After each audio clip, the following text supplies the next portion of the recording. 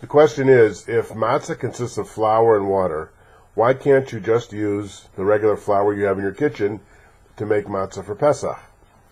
And the answer is that the only time that wheat flour is used for Pesach is in the case of matzah, and that flour has to be watched very carefully from the time that it's cut. In fact, shmura matzah is watched from the time it's cut, and the matzah that's not shmura matzah but made by a machine or handmade, that's not shmura matzah, is watched from the time that it's milled.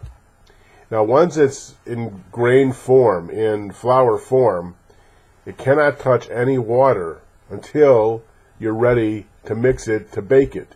And that whole process has to take 18 minutes.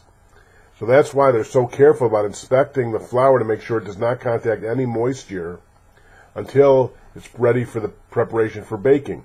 We once had Chabad come in and do a matzah factory for the kids. It was adorable. They had like soundproof booths separating the flour and the water, and sort of stuck their arms out very carefully when they were ready to mix, just to dramatize how careful you have to be about not mixing the two. And then in between, of course, everything is scraped and clean, and all the vessels used are koshered for Pesach, so that it doesn't have any flour that's been spiritually, in effect, contaminated for the rest of the year. That's perfectly fine the rest of the year, but just not on Pesach.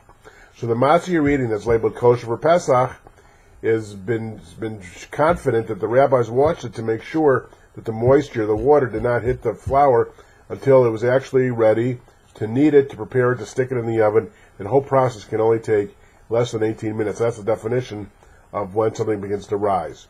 So that's why the flour that's in your cabinet isn't any good for Pesach. Now, once the matzah is made, you can crumble it into tiny little pieces and make matzah meal, matzah flour, and use that to bake all kinds of stuff, which is what's done. Hey, funny story. Once kind of looked at the table and the matzah and decided I didn't have enough matzah to get through Pesach, and I ran to the local grocery store, and it was a Jewish neighborhood right before the Seder, and of course they were completely out. They had 2 boxes. I was so glad to find them. I grabbed them, bought them, got them to the house, looked at the label. It said not kosher for Passover. So I had to stick that into the package and then send off an email to the person that sold my hummus saying, please make sure that this is added to the hummus. Anyway, so it just is a little warning about check the package, because not all matzah is like. Shalom, and have a great Pesach.